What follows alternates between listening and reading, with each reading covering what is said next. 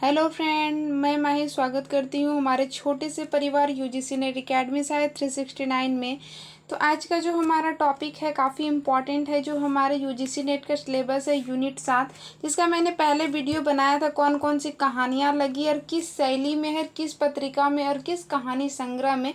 वहाँ से आपके एक या दो क्वेश्चंस जरूर आएंगे। और ये जो मैं आज टॉपिक लेकर आई हूँ, प्रमुख पात्र और विषय और कुछ प्रमुख तथ्य इम्पॉर्टेंट इसमें मैंने लिए हैं। यहाँ से आपके 3 या 4 क्वेश्चंस आ जाएंगे, यानी कि कहानी वाले को अगर हम देखें पूरी यूनिट से लेकर तो 3, 4 या 5 क्वेश्चंस बन जाते हैं, या फिर मिलान करने के लिए पूछा जाए, या पात्र से पूछा जाए, फिर विषय वस्तु को पूछा जाए, या फिर कुछ तथ्य को देकर पूछा जाए कि इस तथ्य का या फिर इस पंक्ति का किस कहानी से संबंध है। तो यहाँ से आपके 6 या फिर 8 नंबर बन जाते हैं। अगर 6 या 8 नहीं तो फिर भी 5 नंबर तो 6 नंबर तो बन ही जाते हैं, अगर 8 नंबर नहीं तो। ठीक है, तो देखते हैं। यहाँ सबसे पहले जो हमारी कहानी आ जाती है, आई होप आप लोगों ने पिछला वाला वीडियो जो मैंने डाला था वो आप लोगों ने देखे होंगे। तो ये हमारा जो सबसे पहले आ जाते हैं, चंद्रदेव से मेरी बातें, ये किसका है? तो ये आप लोग को पता होगा कि ये बंग महिला का है। इनको इसीलिए मैंने यहाँ पे प्रकाशन वर्ष ये सब कुछ नहीं लिखा है। अगर आप लोगों ने नहीं देखा है तो बिल्कुल देख लीजिए फ्रेंड्स वो वाला जाके वीडियो, इसीलिए मैंने यहाँ पे नहीं लिखा है। सबसे पहले से पात्र की बात करेंगे तो यहाँ पे भगवान चंद्रदेव और लॉर्ड कर्जन आ जाते हैं। और इनके विषय की बात करेंगे तो यह कहानी चंद्रदेव को लिखे गए पत्र के रूप में लिखी गई है। तत्कालीन गुलाम भारत की व्यवस्था और उनके परिवेश पर व्यंग्य किया गया है। पक्षपात का वर्णन, विज्ञान, बिजली, कानून आदि का इसमें क्या किया गया है, चित्रण किया गया है। मान लीजिए कि यहाँ पे कुछ विषय को दे दिए जाएंगे और बोलेंगे इनका संबंध किस कहानी से है, तो यहाँ से हमारे क्वेश्चंस बनते हैं। या फिर यहाँ पे लॉर्ड कर्जन का किस कहानी से संबंध है, तो पात्र से भी बनते हैं और पात्र से मिलान करने के लिए भी आते हैं। ठीक है, तो इनका प्रकाशन वर्ष जो होता है 1904 ईस्वी आ जाता है। बंग महिला यानी बंग महिला का। ठीक है, आगे हम यहाँ पे देखेंगे दूसरा जो आ जाता है हमारा दुलाई वाली, ये भी बंग महिला का है और ये सरस्वती पत्रिका में प्रकाशित हुआ। इसका प्रकाशन जो है 1907 है। ये सब मैंने पहले ही करवा दिया, इसलिए मैं इसका डिटेल में नहीं जाऊंगी। प्रमुख पात्र में वंशीधर की पत्नी जानकी देई आ जाती है। सीता जो कि जानकी की बहन रहती है, नवल किशोर इनका फ्रेंड रहता है। ठीक है, इनके विषय की बात करेंगे तो इसमें अपने मित्र वंशीधर से रेल में किए गए मजाक का सरस कहानी है, यानी कि बहुत ही हास्य व्यंग्य टाइप से इनको दिखाया गया है। हास्य विनोद की कथा बोल सकते हैं। नव विवाहित की मनोदशा का चित्रण किया गया है। अगर ऐसा दे दिया जाए कि नव विवाहित की मनोदशा का चित्रण निम्नलिखित में से किस कहानी में किया गया है, तो वहां पे आ जाएंगे अगर हमारे सामने ये दुलाई वाली रहेंगे। और अक्सर जो ये विषय पर क्वेश्चंस आते हैं ये हमारे सिलेबस से ही आते हैं। शायद ही कुछ ऐसे क्वेश्चंस होते हैं जो सिलेबस की कहानियां से बाहर रहते हैं। ठीक है, अगला हमारे सामने आ जाता है कहानी जो है एक टोकरी भर मिट्टी, ये आ जाते हैं। इनका प्रकाशन वर्ष की बात करेंगे तो 1901 ईस्वी में आ जाते हैं और माधव शंप्रेत जी का है। छत्तीसगढ़ मित्र में इनका प्रकाशन हुआ है। इनके प्रमुख पात्र में जमींदार, अनाथ, विधवा आ जाते हैं। विषय की बात कर लेंगे तो यहाँ थोड़ा सा मैं विषय नीचे लिख दी हूँ। यहाँ पे धन का गर्व, विधवा का निर्मल मन या फिर निर्मल हृदय, जमींदारी का अहंकार, भ्रष्ट वकील का संकेत, मानवता की जीत और सुखद अंत होता है। इनके हम इम्पोर्टेंट तथ्य को कुछ देखना चाहेंगे तो यहाँ पे देख सकते हैं कि जमींदार द्वारा अपने महल के आहते के लिए एक बूढ़ी विधवा की झोपड़ी हटाने और आंख खुलने पर पश्चाताप से उनकी वापसी का चित्रण किया गया। मतलब इसमें यहाँ पे ये मैंने इंपॉर्टेंट पॉइंट में इनके मतलब कि छोटे से विषय को ही हम बोल सकते हैं कि लेने का पूरी तरह से कोशिश किया है कि एक जमींदार रहता है जो कि अपने महल के सामने एक झोपड़ी रहता है। अपने महल को बढ़वाने के लिए वो झोपड़ी को वहां से हटवाना चाहते हैं, जबरदस्ती उनको मतलब झोपड़ी को मतलब कि तुड़वा भी देते हैं। वहां पे वकील का भी यहाँ पे जो दिया गया है भ्रष्ट वकील, यानी कि वो वकील भी उस जमींदार के साथ रहता है लेकिन वो एक टोकरी भर मिट्टी को भी नहीं उठा पाता है। और इनकी जो ये जमींदार की अनाथ ये रहती है, इनकी जो एक इनके साथ एक बच्ची रहती है, वो बोलती है कि वो उस घर के अलावा दूसरे घर जाती है तो वहाँ पे वो रहना पसंद नहीं करती है। तो ये बहुत ही काफ़ी छोटी सी कहानी है। मुझे उम्मीद है कि जिसने जो भी एग्जाम देंगे ये कहानी को जरूर पढ़े होंगे। अगर नहीं पढ़े भी हैं तो फ्रेंड्स जरूर से जरूर पढ़ लीजिए। लीजिए, थोड़ा लेंदी ना सही लेकिन थोड़ा शॉर्ट्स को तो पढ़ ही सकते हैं आप लोग। आगे यहाँ पे देखेंगे राही कहानी जो आ जाते हैं हमारे, राही कहानी ये आ जाते हैं सुभद्रा कुमारी चौहान जी का, 1947 ईस्वी में इसका प्रकाशन है, सीधे साधे संग्रह में है ये। पात्र में आ जाते हैं चोरी की दोषी राही, स्वतंत्रता सेनानी अनीता।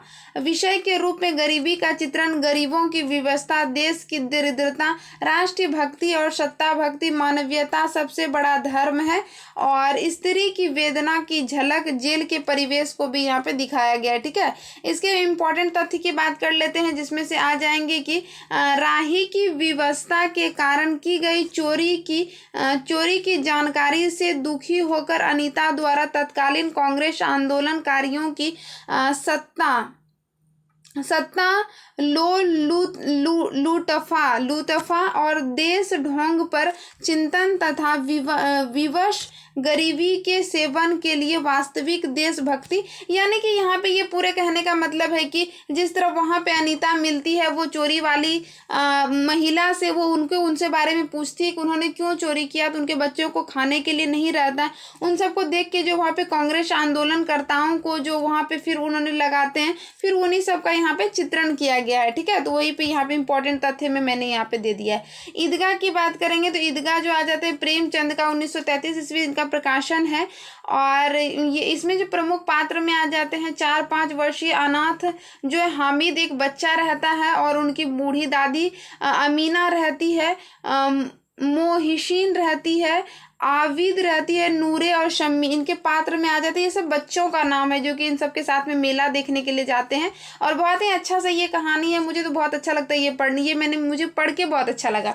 इसमें विषय जो है भ्रष्टाचारी पुलिस का भी चित्रण, गरीबी का संस्कार, एक बच्चे के भावनाओं का उजागर किया गया है। हामिद की जो है बुद्धिवादी तर्क को भी यहाँ पे दिखाया गया है। अगर हम इसके थोड़ा सा इंपॉर्टेंट तथ्य को देख ले तो यहाँ पे क्या दिखाया गया है कि बाल मानव विज्ञान पर लिखी गई हिंदी की सर्वश्रेष्ठ कहानियों में ईदगाह शिखर पर है। इसमें प्रेमचंद हामिद नामक बच्चे के माध्यम से दिखाते हैं कि गरीबी और अभावों में किस प्रकार बचपन की मासूमियत खत्म हो जाती है, और बच्चे क्या होते हैं समय से पहले ही परिपक्व यानी कि समझदार हो जाते हैं।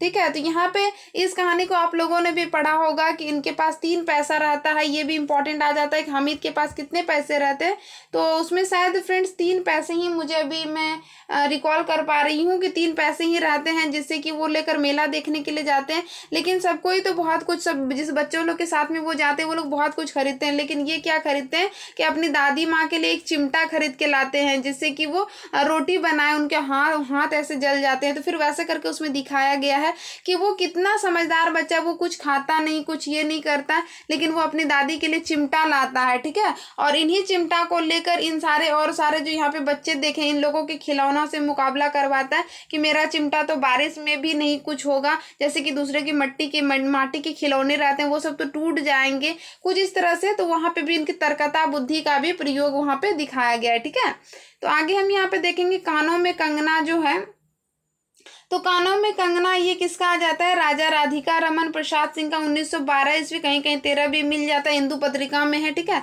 कथनांक जो है कथावाचक जो है नरेंद्र, उनकी पत्नी किरण, योगेश्वर नाचने वाली किन्नर जो रहती है, जिनके प्रति इनका आकर्षण होता है, फिर जूही भी आ जाती है इसमें। ठीक है, इनके प्रमुख विषय की बात करेंगे तो इसमें स्त्री की सामाजिक स्थिति, पुरुष की निर्वध्य प्रवृत्ति, वासना और प्रेम में अंतर, प्राकृतिक के माध्यम से प्रेम को उजागर किया गया है। कुछ इंपॉर्टेंट तथ्य को इसमें देख लेते हैं जो कि हमें हमारी कहानी को अच्छी तरह से रिकॉल करवा देगी। जिसने भी ये कहानी पढ़ी होगी उनको, और जिसने नहीं पढ़ी होगी उनको भी ये समझ में आएगा इस कहानी में क्या दिखाया गया है। केंद्रीय पात्र यानी कि हम बोल सकते हैं कि कथावाचक जो है नरेंद्र का किरण से प्रेम विवाह, और फिर किन्नर के सौंदर्य से वशीभूत होकर प्रेम विमुख हो जाने और अंत में किरण के प्राण त्याग की समय वास्तविक एहसास होता है इस कहानी में, ठीक है। यानी कि पहले तो वो उनसे किरण से प्रेम करते हैं, फिर उनसे विवाह भी करते हैं, फिर उनके बाद उनका जो हम बोल सकते हैं कि एक अट्रैक्शन टाइप से कुछ किन्नर के साथ रहता है, फिर उनको खैर उनको बाद में फिर वो चीज़ का रियलाइज होता है, तो वहाँ पे इन सब चीज़ों को दिखाया गया। काफ़ी अच्छा है, ये भी छोटा सा ही, ज़्यादा बड़ा नहीं। दुनिया का सबसे अनमोल रत्न, ये तो मुझे बहुत ही अच्छा लगता है। और ये दुनिया का सबसे अनमोल रत्न जो है ये प्रेमचंद की कहानी आ जाती है 1907 ईस्वी में, जो है इनका जो है प्रकाशन हुआ जमाना पत्रिका में, ठीक है। सोजे वतन कहानी संग्रह है, ये मैंने पहले भी करवा दिया। तो किस शैली में है ये जरूर देख लीजिए, क्योंकि शैली भी मिलान के लिए पूछी जाती है। दिल फिराग और दिल फिगार और दिल फरेब आ जाते हैं। इनके प्रमुख विषय की बात करेंगे तो देश प्रेम की भावना, जवानों की यानी कि जो युवक रहती उनकी कुर्बानी, यानी कि हम बोल सकते हैं कि सेनानियों की, प्रेम का आदर्श रूप, सच्चा प्रेम, और तीन रत्नों की बात की गई। तीन रत्न के अंतर्गत क्या क्या आते हैं ये भी पूछे गए, तीन रत्न में क्या सम्मिलित है क्या नहीं सम्मिलित है, तो इनको बिल्कुल से जहन में याद ही रखना है, ठीक है। तो यहाँ चोर के जो आंसू रहते हैं वहाँ पे उनको पश्चाताप नजर आता है, एक ये आ जाते हैं रत्न में। दूसरा रत्न जो रहता है प्रेमियों के चिता की राख जो लाते, इसमें प्रेम का चित्रण होता है। और सिपाही की कतरा, जो कि मतलब कि हम बोल सकते हैं दुनिया का सबसे अनमोल रत्न के रूप में इसमें प्रेमचंद जी ने दिखाया है। इसमें देश प्रेम का चित्रण किया गया है। थोड़ा सा अब यहाँ पे देखें हम इनके इंपॉर्टेंट तथ्य को, जैसे कि हमको इस कहानी को मतलब कहानी याद आएंगे भी, मतलब हमको जिसने भी पढ़े होंगे उनको समझ में आएंगे कि इस कहानी में ये सब कुछ दिखाया गया है, ठीक है। तो इंपॉर्टेंट तथ्य में देखते हैं, रूपवती, दिल फिरेब और उनके प्रेमी दिल फिगार की इस अलीफ लैला के किस्से नुमा कहानी के अंत में देश प्रेम और देशभक्ति की भावना को उजागर की गई। यानी कि ये जब दिल फरेब और दिल फिगार जो रहते हैं, जब इनसे जब ये प्रेम करते हैं, तो वो उनकी मतलब प्रेमिका उनको बोलती है कि अगर आप हमसे प्रेम करते हैं तो दुनिया का सबसे अनमोल रत्न ला के दीजिए। तो वही उनका प्रेमी एक बार में तो ये ला के देता है, यानी कि चोर के आंसू, फिर दूसरी बार में प्रेमियों की चिता की राख, और तीसरी बार में जब वो बहुत परेशान हो जाता है, जंगल में भटकने लगता है, पहाड़ में जाने लगता है, तो मतलब एक तरह से वो कभी कभी सोचता है कि सुसाइड वगैरह कर लेंगे। तो फिर उस वक्त उनको वहाँ पे कोई मिलते हैं जो कि वहाँ पे सिपाही के खून के कतरे को लेने के लिए बोलते हैं, फिर वो उनसे बातें को शेयर करते हैं, तो फिर वहाँ पे उनका वो लेकर आते हैं। फिर उन दोनों का हम बोल सकते हैं कि जो उनकी प्रेमिका रहती है और उनका मतलब कि दोनों हम बोल सकते हैं ना कि दोनों एक साथ हो जाते हैं, कुछ ऐसे टाइप से, ठीक है। आगे हम यहाँ पे देखेंगे 8वां नंबर पे जो हमारा आ जाएगा, फिर कहानी है उसने कहा था, ये भी बहुत अच्छा है फ्रेंड, जरूर आप लोग पढ़िएगा। ये जो है हमारे आ जाते हैं चंद्रधर शर्मा गुलेरी जी का सरस्वती पत्रिका में 1915 ईस्वी में है ये। प्रमुख पात्र में सेना में जमादार लहसना सिंह, और यहाँ पे आ जाते हैं सूबेदार होरा, सूबेदार हजारा सिंह, सूबेदार का बेटा बोधा सिंह, वजीरा सिंह और किरत सिंह। आगे हम देखेंगे इनके प्रमुख विषय में क्या रहा है। और प्रेम का आदर्श स्वरूप, प्रेम मिलन ना होकर कुर्बानी, त्याग की वीरत की कहानी, देशभक्त और प्रेम की भावना, ठीक है। इसमें अब कुछ इंपॉर्टेंट तथ्य में देख लेते हैं। इस कहानी में लेखक ने इनके केंद्रीय चित्रण लहना सिंह के माध्यम से प्रेम, कर्तव्य, आत्म बलिदान के पारंपरिक संघर्ष का मर्मस्पर्शीय चित्रण किया है। इस कहानी में लहना सिंह अपने बचपन की प्रेमिका के कहने पर उनके इनके पति की रक्षा करते करते युद्ध भूमि में ही अपने प्राणों के बलिदान कर देते हैं। तो ये भी बहुत अच्छा है, और इनका यूट्यूब पे आपको ये मूवी भी मिल जाएगा, और वो भी काफ़ी अच्छा है, ठीक है। ये आज़ादी की पृष्ठभूमि पर कुछ ऐसे लिखा गया है, फ्लैशबैक शैली का प्रयोग किया गया, ये मैंने पिछले वीडियो में शेयर कर दिया था। फिर यहाँ पे आकाशद्वीप जो आ जाते हैं इनके प्रमुख पात्र में, ये किसका है, जयशंकर प्रसाद का है, और आकाशद्वीप कहानी संग्रह में है, और 1928 ईस्वी इनका प्रकाशन है, और उनकी कहानी संग्रह 1929 ईस्वी में है। बुद्धगुप्त, चंपा नायक, जाया, वाणीभद्र और वणिक और मणिभद्र यहाँ पे है, ठीक है। और आगे हम यहाँ पे बात करेंगे मणिभद्र। विषय जो इसमें रहा गया है वो है यहाँ पे जलदस्यु की जीवन की कथा है। और यहाँ पे दूसरा जो आ जाते हैं, नारी के अंतर्द्वंद और मनोदशा का चित्रण, प्रेम और घृणा का चित्रण, कर्तव्यनिष्ठ नारी का चित्रण, प्राकृतिक चित्रण के द्वारा प्रेम की अभिव्यक्ति की गई है। वीडियो थोड़ी सी बड़ी हो सकती है लेकिन आप लोगों के लिए काफ़ी यूजफुल रहेंगे ये, ठीक है। यहाँ पे प्रमुख तथ्य कुछ हम देख लेते हैं। कर्तव्य और प्रेम के अंतर्गत पिता की हत्या के आरोपी बुद्धगुप्त से ही प्रेम, और प्रेम से जूझती चंपा के द्वारा संपूर्ण जीवन कर्तव्य के लिए समर्पित करने की रोमांटिक कहानी यहाँ पे ये है, ठीक है। आगे हम यहाँ पे देखेंगे अपना अपना भाग्य जो आ जाता है, ये मैं शैली में लिखी गई है, यानी कि कथावाचक मैं शैली लेखक है। और इनका मित्र आ जाता है वकील 10 वर्षीय बेघर पहाड़ी बच्चा है। इनमें विषय में जो 3 तरह के बच्चों का चित्रण किया गया, अंग्रेजी स्त्री और भारतीय स्त्री में मतलब अंतर दिखाया गया है। भारतीय मनुष्य की मानसिकता और गरीबी का चित्रण, भाग्य के भरोसे छोड़ने की प्रवृत्ति को दिखाया गया है। प्रमुख तथ्य की बात कर लेंगे तो शिक्षित मध्य वर्ग की स्वार्थपरकता को उजागर करने वाली कहानी, गुलाम भारत की 20वीं शती की नैनीताल, ये शहर को बिल्कुल याद रखना है, नैनीताल शहर के परिवेश का चित्रण किया गया है। और यहाँ बच्चे की उम्र को भी बिल्कुल याद रखना है कि कितने वर्ष का बच्चा है, तो ये 10 वर्षीय बच्चा है। कितने पैसे लेकर हामिद मेला जाता है, तो 3 पैसे, क्योंकि यहाँ से क्वेश्चंस बनते हैं। और जैसे कि गोदान वगैरह पढ़ते हैं तो कितना बीघा उनको जमीन था, इन सब चीज़ों को भी थोड़ा ध्यान देना है, क्योंकि ये सब बहुत आसान है जो कि हमसे गलती होते हैं, ठीक है। तो आगे हम यहाँ पे देखेंगे मारे गए गुलफाम जो है उर्फ तीसरी कसम जो है इनका नाम, इनके प्रमुख पात्र में ये किनका आ जाता है, ये मारे गए गुलफाम उर्फ तीसरी कसम, ये आ जाते हैं फणीश्वर नाथ रेणु का ठुमरी कहानी संग्रह परंपरा पत्रिका में प्रकाशित हुआ 1958 ईस्वी में, ठीक है। गाड़ीवान हीरामन कंपनी की औरत हीराबाई, पलटन दास, लाल मोहर का नौकर जो है लहशनवा, और यहाँ पे धुन्नी राम, इनके प्रमुख विषय और इसमें कुछ इंपॉर्टेंट तथ्य दोनों मिल जाएंगे यहाँ पे आपको। जो इसमें भी प्रेम का ही निरूपण किया गया है फ्रेंड्स, उन लोगों का मतलब रास्ते में चलती हुई कहानी का ही चित्रण किया गया है, क्या क्या उन लोगों के मन में भाव आते हैं, फिर हरियाली प्राकृतिक का चित्रण, वो सब रास्ते से जब जाते हैं तो किस तरह मतलब पेड़ पौधे उन सब चीज़ों का, फिर गंगा वगैरह नदियाँ उन सब का वहाँ पे चित्रण किया गया है। यहाँ पे कुछ इंपॉर्टेंट तथ्य को देख लेते हैं। हीरामन और हीराबाई के बैलगाड़ी के सफर के माध्यम से लोक संस्कृति का भी उसमें निहित रस की मर्यादा में निश्चल होगा फ्रेंड्स, निश्चल प्रेम का व्यक्त करने वाली कहानी है। 3 कस्मों की यहाँ से बात की गई। 2019 में हमारा यहाँ से क्वेश्चन बना था कि गाड़ीवान ने निम्नलिखित में से कौन सी कस्में नहीं खाई थी, तो इनको थोड़ा सा ध्यान दे दीजिए कि कौन सी कस्में खाई है। तो चोरी का सामान वो कभी नहीं ढोएंगे, ये खाए, बांस कभी नहीं अपनी गाड़ी पर ला देंगे, वो खाए, और कस्में खाए हैं, और नौटंकी कंपनी की महिला को जो है वो अपनी गाड़ी पर कभी नहीं लाएंगे, क्योंकि वो हीराबाई को लाते हैं ना, तो फिर वहाँ पे उनका कुछ प्रेम प्रसंग टाइप से भी चलने लगता है कुछ इस तरह से, ठीक है।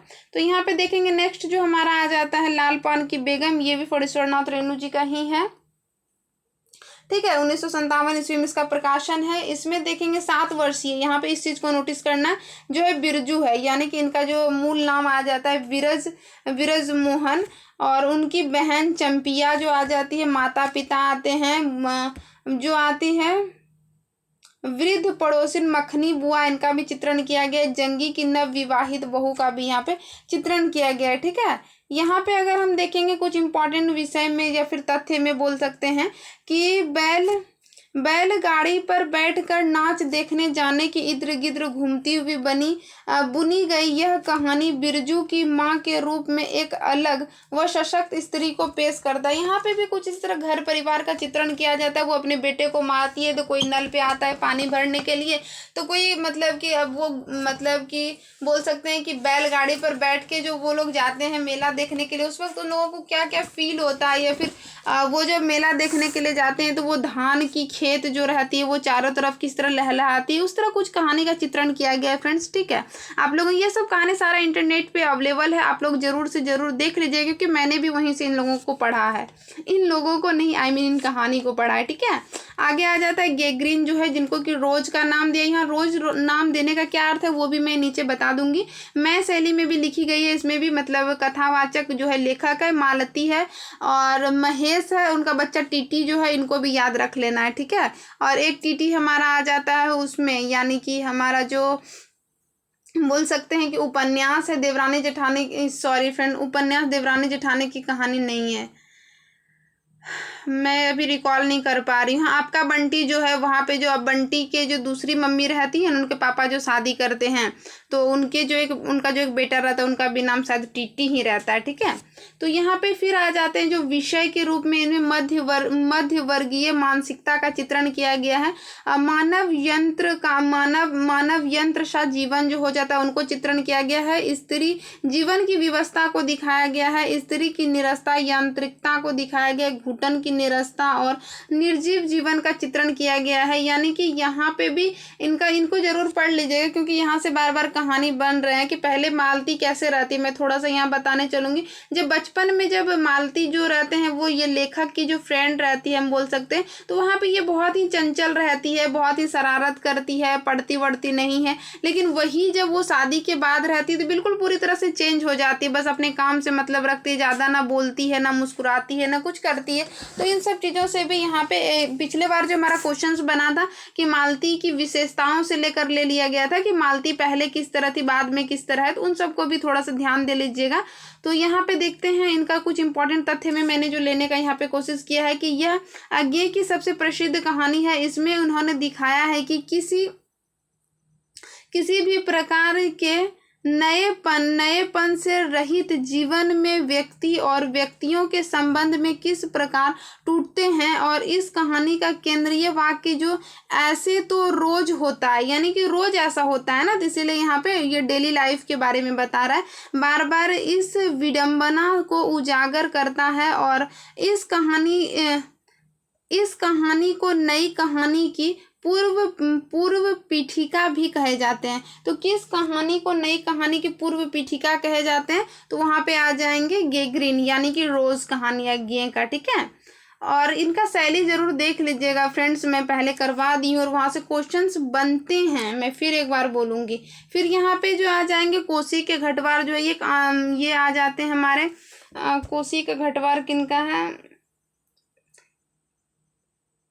एक मिनट फ्रेंड, कोसी का घटवार हमारा राजेश जोशी का है। क्योंकि अभी मेरे सामने में नहीं है वो रखा हुआ, तो थोड़ा सा मतलब याद है लेकिन रिकॉल करने में प्रॉब्लम हो जाता है, इसलिए मैंने कहा पिछले वाला वीडियो देख लीजिएगा आप लोग। और यहाँ पे जिनके प्रमुख पात्र में जो आ जाते हैं, लक्ष्मा आ जाते हैं, गोसाई आ जाते हैं। इसका विषय अधूरी प्रेम की कहानी, अधूरा प्रेम की कहानी या फिर अधूरे प्रेम को दर्शाया गया है, दोनों हम यहाँ पे दे सकते हैं। और अकेलापन और स्त्री की विवस्था का भी यहाँ पे चित्रण किया गया है। कुछ इसमें से देख लेते हैं इंपॉर्टेंट तथ्य के रूप में जो आ जाएंगे।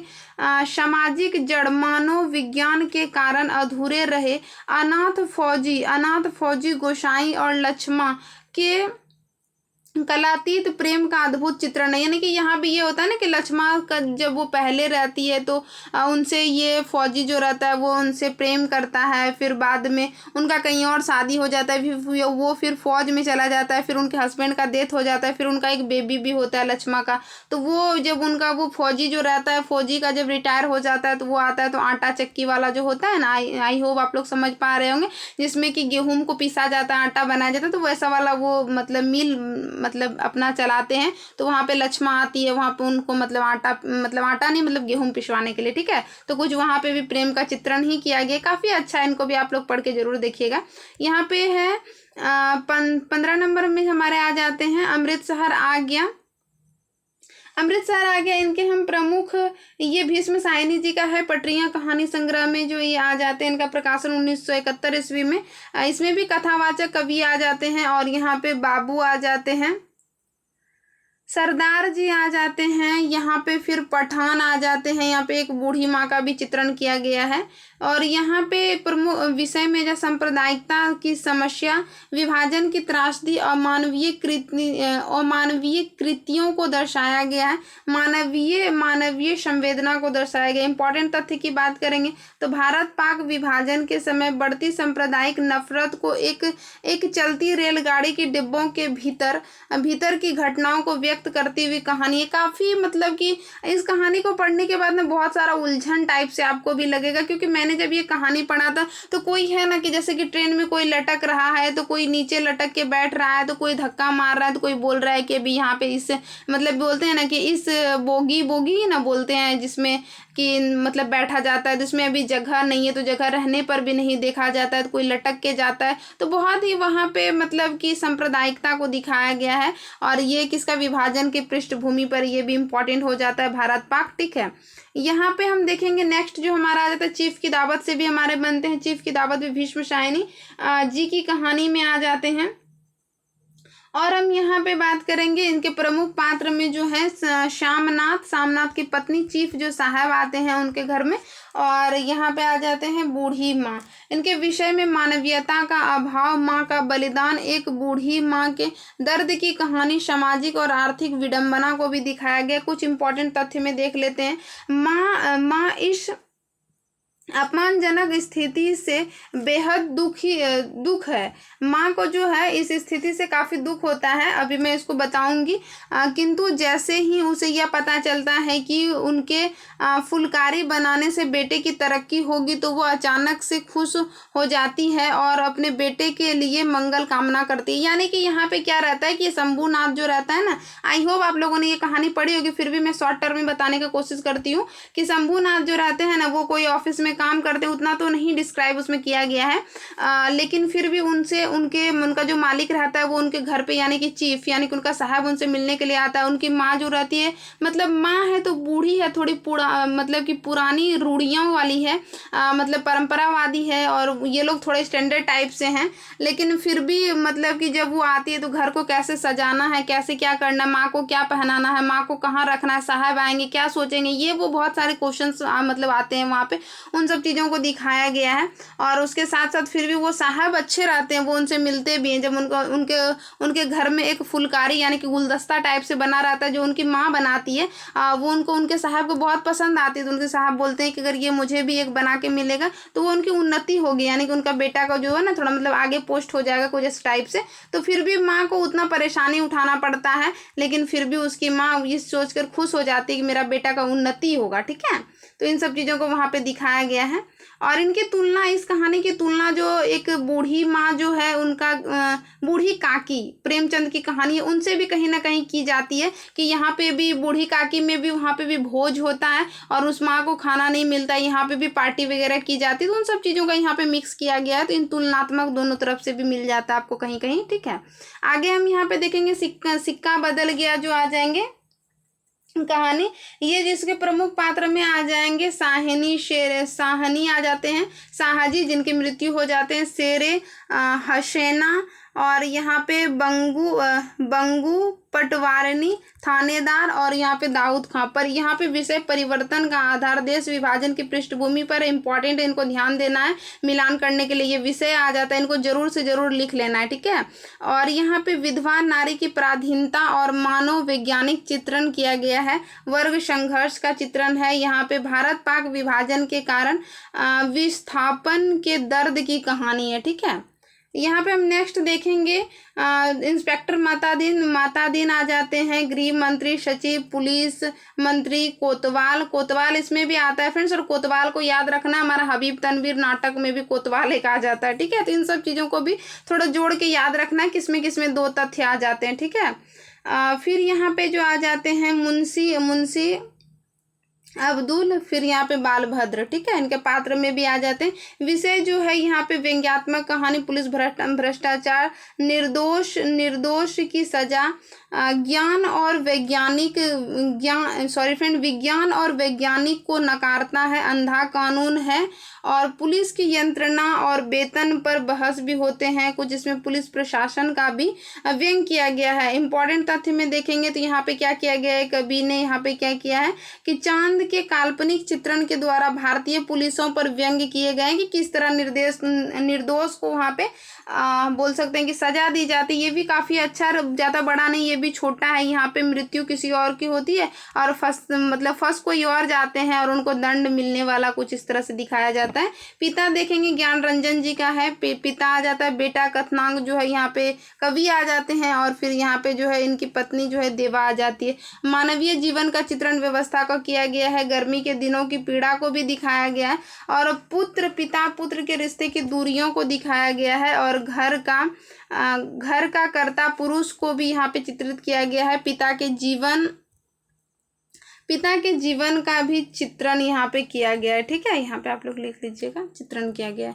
आगे हम यहाँ पे देखेंगे यहाँ पे क्या दिखाया गया है कुछ तथ्य में, नए पुराने मूल्यों और संस्कारों की टकराहट का बड़ा ही सूक्ष्म अंकन किया गया है, और ज्ञान रंजन की कहानियों में मिलती है, और पिता कहानी में लेखकीय दृष्टि की स्थिति पूरा जायजा लेती है, और दो पीढ़ियों के बीच अंतर, यानी कि यहाँ पे क्या कहा गया है कि जैसे कि उनके पुत्र लोग रहते हैं तो वो आधुनिक टाइप से आ जाते हैं, और पिता जो होते हैं वो पारंपरिक रूप से रहते हैं, तो इन दोनों का मेल मिलाव जो नहीं होता है, इन्हीं सब चीज़ों का यहाँ पे चित्रण किया गया है कि उनको ऐसे नहीं रहना है, ये नहीं पहनना है, ये वो कुछ इस टाइप से। तो ये भी छोटा सा कहानी जरूर से जरूर, कहानी तो आप लोग पढ़ ही सकते हैं, बट हाँ इनका जो ये विषय है इनको जरूर याद रखना है, यहाँ से मिलान के लिए भी क्वेश्चंस बनते हैं, ठीक है, और ये विषय हमको याद रहता है तो हमको समझ में भी आता है कि कहानी में क्या कहा गया है, नहीं तो कंफ्यूजन होता है।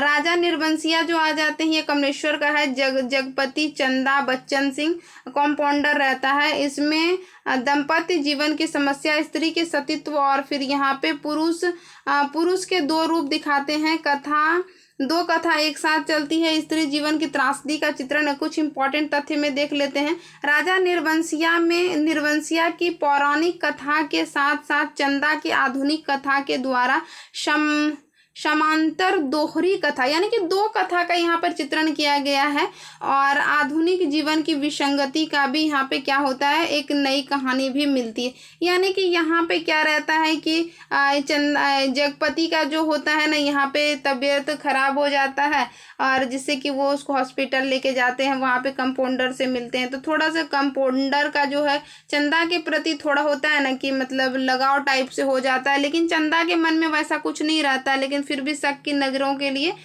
ये जो होती है उनको छोड़कर चली जाती है, यानी कि अपने हस्बैंड उन पर शक करने लगते हैं। तो कुछ इस टाइप से इन कहानी का भी मतलब प्रेम का चित्रण किया गया है, मतलब ज़्यादातर प्रेम पर ही कहानी को लिया गया। लास्ट जो हमारा था ये भी प्रेम पर ही, ये वाला भी कहानी है, परिंदे, काफ़ी इंपॉर्टेंट है, मेरे को बहुत अच्छा लगता है। यहाँ पे बिल्कुल एकदम स्कूल लाइफ, यानी कि हॉस्टल्स वगैरह जिस तरह के हम लोग अभी रह रहे हैं उन सब चीज़ों का चित्रण किया गया, तो मुझे बहुत अच्छा लगता है ये कहानी। तो ये निर्मल वर्मा जी का है, लतिका, डॉक्टर ह्यूबर्ट, इनके पात्र को बहुत अच्छी तरह से याद करना है, इसमें मिलान के लिए आते हैं। फिर यहाँ पे देखेंगे विद्यार्थी सुधा में जोली, और यहाँ पे आ जाते हैं गिरीश और करीमुद्दीन, ये सब कुछ इंपॉर्टेंट पात्र हैं। परंपरा रूपी स्त्री की सोच, प्रेम का त्रिकोण, स्त्री मन के पर्दे खोलती है, जीवन की आंतरिक लय भावनाओं को भी खोलती है, नारी की मन स्थिति का चित्रण या फिर मानसिक स्थिति का चित्रण भी हम बोल सकते हैं की जाती है। कुछ इंपॉर्टेंट में देख लेते हैं, ये हमारा लास्ट है। इस कहानी का केंद्रीय कथा जो है यहाँ पे कथ्य या फिर कथा मध्यवर्गीय जीवन में व्यक्त अकेलेपन और सभी का चित्रण ना सिर्फ अकेला है बल्कि कभी ना खत्म होने वाले इंतजार की प्रक्रिया से बोझिल, उदास और बोझिल, उदास और टूटे हुए हैं और इसी इंतजार की समरूपता की आधार बनकर लेखक ने इनका नाम परिंदे रखा है। ठीक है, यहाँ पे भी क्या होता है कि ये जो लतिका रहती है ये भी एक मतलब कि फौजी से पहले लव करती है, तो उन्हें यहाँ पे भी फ्लैशबैक का मतलब दिखाया गया है, उन सब चीज़ों का चित्रण यहाँ पे किया गया है। तो आप लोग ये कहानी जरूर पढ़ लीजिएगा और इस विषय को जरूर याद रखिएगा, क्योंकि यहाँ से क्वेश्चन बनते हैं। मैंने जितने भी कहानी इसमें लगे हुए थे कोशिश किया है सारा लेने का, मुझे तो नहीं लगता कि कुछ और छूटा। इसमें 21 कहानियों को मैंने लिया है और आप लोगों के एग्जाम्स के पॉइंट ऑफ व्यू से ये काफ़ी इंपॉर्टेंट है। ठीक है, तो मिलते हैं किसी नेक्स्ट वीडियो में। आई होप ये वीडियो आप लोगों के एग्ज़ाम के लिए यूजफुल रहेंगे। मेरी छोटी सी प्रयास आप लोगों के एग्ज़ाम में कहीं ना कहीं छोटी सी योगदान बड़ी कामयाबी दिला सकती है। ठीक है, तो मिलते हैं किसी नेक्स्ट वीडियो में। ऐसे ही पढ़ते रहिए मन लगाकर। तब तक के लिए friends, thank you so much.